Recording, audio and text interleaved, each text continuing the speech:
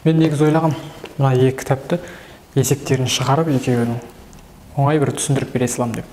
Сөйтсем бұны түсіндіріп көрдім, көп балаларға түсіндіріп жүрмін, мұнша қызық емес. Мына есептерінен бастаған, яғни бірінші 10 минуттық сабақ үшін бұл керек емес та. Сол үшін бірінші біз өзіміз қызық болатын, яғни сабақты қалай өтіледі, соған қатысты әңгімелерді айтайық. Әңгіме айтамыз.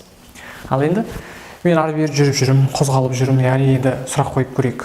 Бірінші біз физиканы түсінбейсіз бұрын, яғни 7-ші класс бастамалар ол кинематикадан басталады, әрине, яғни қозғалыстарды қарастырамыз. Сонда бізде ең басты сұрақ қозғалмай тұратын дене бар ма деген болады. Яғни мына тақта қозғалып тұр ма?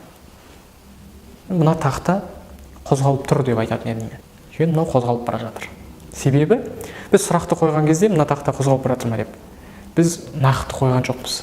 Яғни біз сұрақты былай қоюымыз керек еді. Мына тақта осы жермен салыстырғанда, бөлмемен салыстырғанда қозғалып тұр ма? Онда жоқ, онда қозғалып тұрған жоқ. Ол басқа заттармен салыстырғанда қозғалып бара жатыр. Енді оны қалай түсінеміз? Мысалы, машинамен кетіп бара жатырмыз.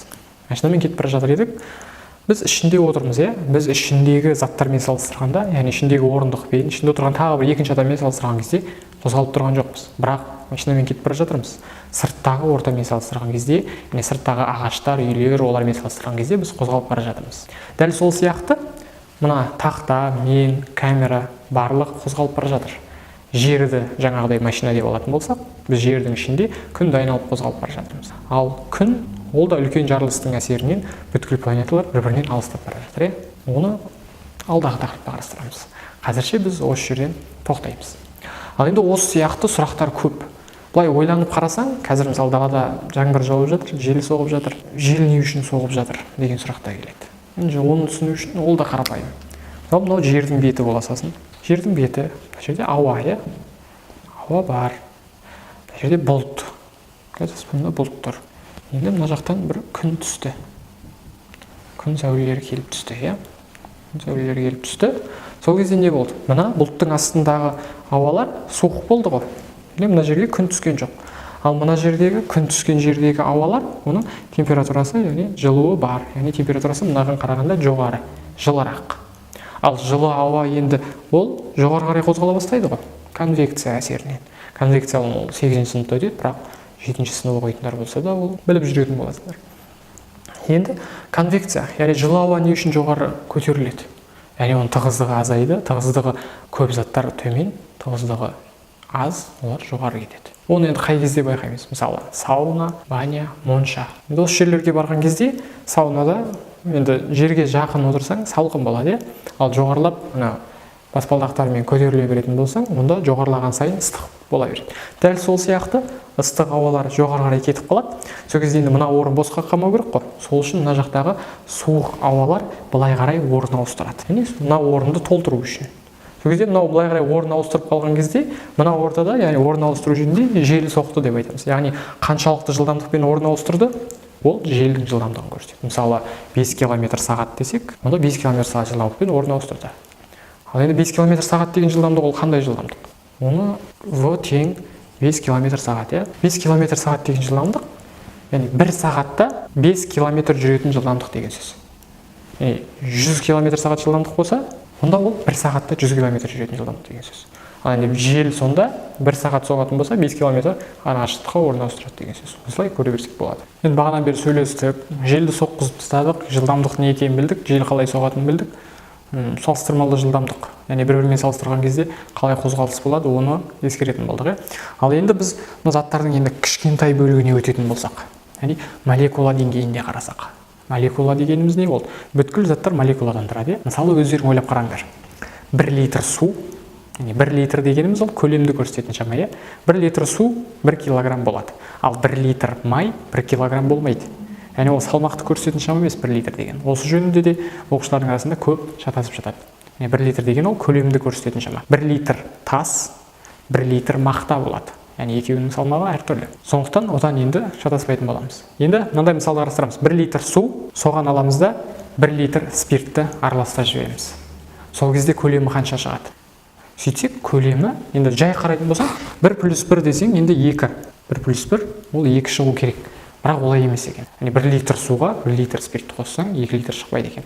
Оның себебі мынау судың молекулалары болатын болса, мынандай әдемі ретпен орналаспайды әрине, бірақ көруге оңай болу үшін, түсінікті болу үшін осылай орналастыра салған молекула. Мынау судың молекулалары.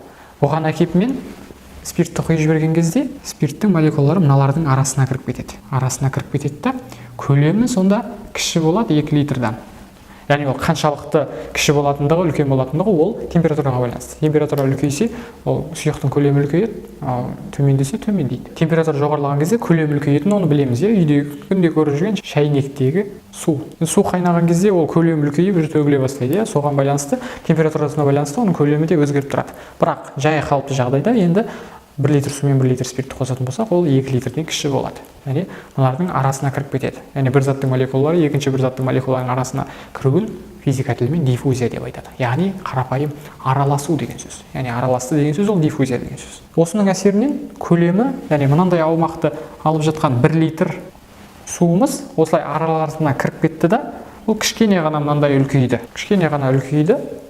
1 литр болып қалмайды әрине, бірақ 2 литрден кіші көлемді алып жатады. Ол енді жай ғана кішкентай балалардың тілімен айтқанда, осы бөлменің ішінде арбуз, кім қалай айтады білмеймін, арбуз, қарбыз, дарбыз болсын, дарбыз деп айта берейін, дарбыздар тұр. Мен олай айтпаймын, күлмеңдер. Дарбыздар тұр. Енді оның арасына келіп жүзім, виноград, жүзімді әкеліп салатын болсақ, онда анау дарбыздардың арасындағы бос орындар бар, соларға кіріп кетеді. Әрине ол бір бөлме дарбызға толып тұрса, оған осындай бір бөлменің көлеміндегі жүзімді әкеп салатын болсақ, ол енді осы бөлменің ішіне жоқ болып кетпейді ғой.